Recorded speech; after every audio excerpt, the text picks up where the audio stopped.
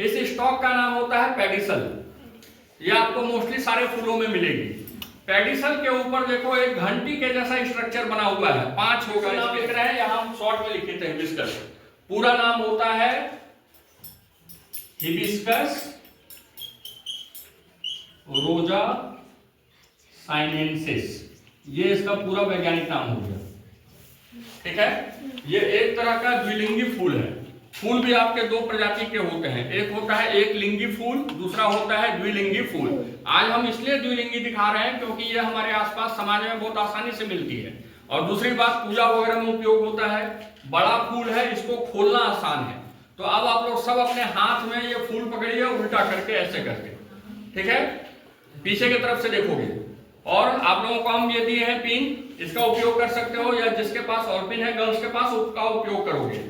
सबसे पहले इस स्टॉक का नाम होता है पेडिसल। ये आपको मोस्टली सारे फूलों में मिलेगी। पेडिसल के ऊपर देखो एक घंटी के जैसा स्ट्रक्चर बना हुआ है, 5 दिख रहा है पूरा, जैसे मंदिर की घंटी होती है उल्टी, वैसे दिख रही है।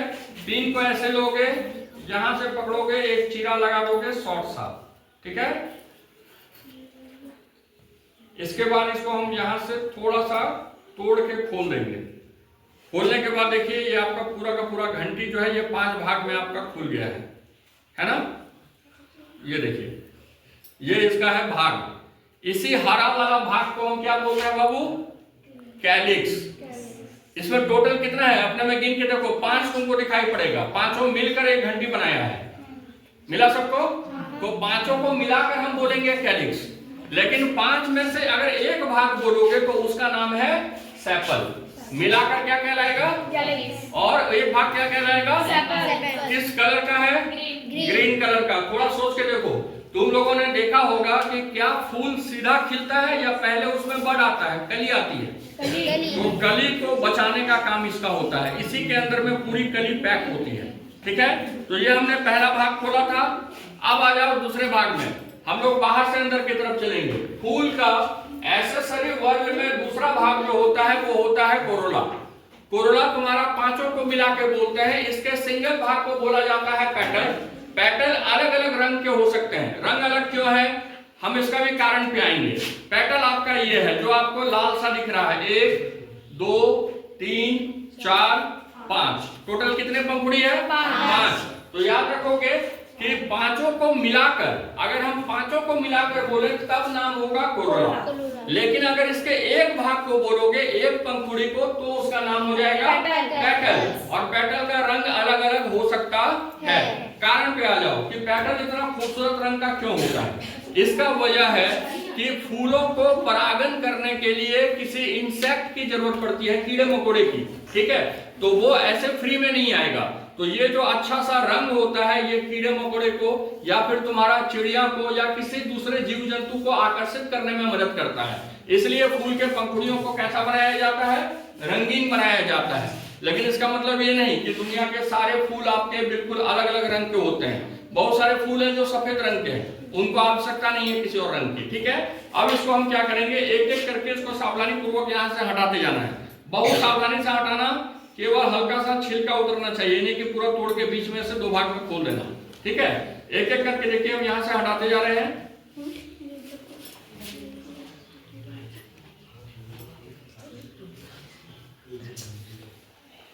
चलिए ये देखिए, ये आपको हम यहां हाथ में रखते हैं। एक पंखुड़ी, उसी ढंग से दूसरी, फिर आपकी तीसरी, चौथी और 5वीं। डाइकोट पौधे को पहचानने का एक और तरीका होता है बाबू। अगर फूल में 4 या 5 पंखुड़ी हो या उससे अधिक हो तो वो फूल तुम्हारा होगा डाइकोट का फूल।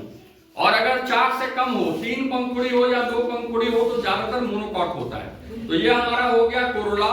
कोरोला के एक भाग को हमने नाम दिया था पेटल। पेटल अलग अलग रंगों का है, कारण था कि ये कीड़े मकोड़े को आकर्षित करने के लिए अपने रंग को ऐसा बनाता है, ठीक है। अब आते हैं हम लोग तीसरे भाग पे। अब मेरे हाथ में जो पूरा भाग देख रहे हो ये केवल और केवल इसका रिप्रोडक्टिव है। हमने साइड की चीजों को पढ़ लिया था, कैलिक्स और कोरोला। अब आएंगे हम इसके रिप्रोडक्टिव वर्क पे, मतलब कि जिसके द्वारा ये प्रजनन करने में मदद करता है, ठीक है। तो सबसे पहले आ जाओ मेल वाले पार्ट पे। इसको फिर से पकड़ोगे यहां से और सीधा करना। देखना इसके साइड से आपको लंबा लंबा थ्रेड के जैसा, ठीक है, ऐसा ऐसा दिख रहा होगा, ऐसे है हमारा, और यहाँ से इस तरह से निकला हुआ है, देख रहे हो, और थोड़ा सा इस जगह पे आपका खुला खुला हुआ है ना। तो ये जो हम आपको अभी रंग रहे हैं यहाँ से यहाँ, ये पूरा का पूरा कहलाता है स्टेमेन। स्टेमेन मतलब होता है मेल रिप्रोडक्टिव सिस्टम, लेकिन इसमें एक से ज्यादा स्टेमेन है। कितने दिख रहे हैं? कम से कम 20-30 तो हो गए, है ना। इसका मतलब कि अगर सिंगल तुम्हारा नर प्रजनन तंत्र हो तो उसका नाम हम रखेंगे स्टेमेन, लेकिन जब सारे स्टेमेन को मिला देते हैं तब वो कहलाता है एंड्रोसियम। क्या कहलाएगा? एंड्रोसियम। एंड्रोसियम का दो भाग होता है, ऊपर का जो फूला हुआ भाग है, ये वाला भाग, इसका नाम होता है एंथर, और इसी के पीछे जो लंबा सा नली जैसा है, थ्रेड जैसा, जो उसका स्टॉक है, उसका नाम होता है फिलामेंट, ठीक है। और एंथर का काम क्या है? एंथर का काम होता है पॉलन बनाना। पॉलन को हिंदी में हम बोलते हैं पराग। क्या बोलते हैं? पराग। तो ये हो गया हमारा मेल रिप्रोडक्टिव सिस्टम। ये भी क्लियर कि इस फूल में मेल कहां पर है। अब आ जाते हैं इसके फीमेल पे। तो फीमेल निकालने से पहले क्या करेंगे हम लोग, हाथ से इसका मेल वाला सारा हटा दो, ताकि तुमको जब चीरा लगाओ तो तुमको जरूरत ना पड़े इसकी।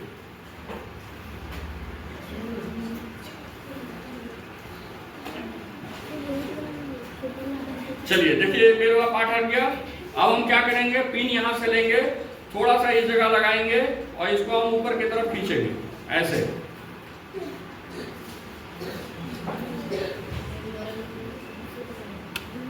अभी भी वो फीमेल नहीं निकली है।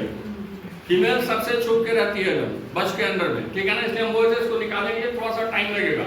आप यहाँ से इसको, ये हम दिखा नहीं पा रहे हैं, थोड़ा सा आप लोगों को ध्यान देना पड़ेगा। इस जगह पर जो जगह देख रहे हो, यहाँ पर हल्का सा चीरा लगाओ ऐसे करके, और इसको ऐसे करके खोल लो। देखो और खुल गया। धीरे धीरे करके इसका पार्ट हम हटाते जाएंगे। ये आपकी निकली फीमेल रिप्रोडक्टिव सिस्टम। ये केवल और केवल फीमेल इसका भाग है। अभी भी ये थोड़ा सा और पतला निकलेगा।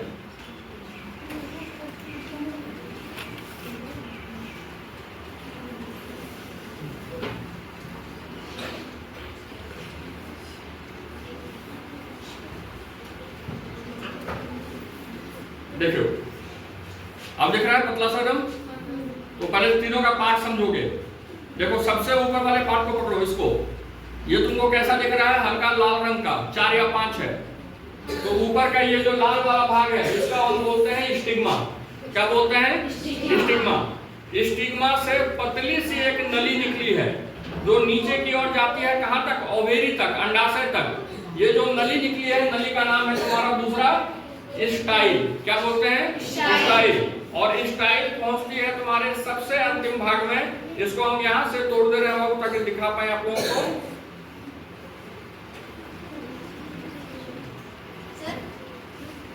हाँ, ये देखो, ये है इसका बाबू ओवेरी, ठीक है ना। हमको थोड़ा सा करना पड़ा।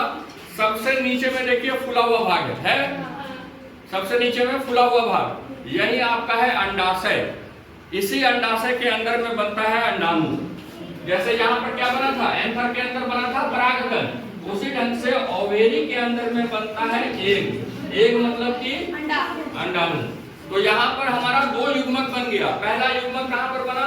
पोलन के अंदर, नर युग्मक, और अंडाशय के अंदर बन गया हमारा मादा युग्मक। जब तुम नर युग्मक और मादा युग्मक को मिलाते हो तो इस क्रिया को नाम देते हैं फर्टिलाइजेशन, निषेचन क्रिया।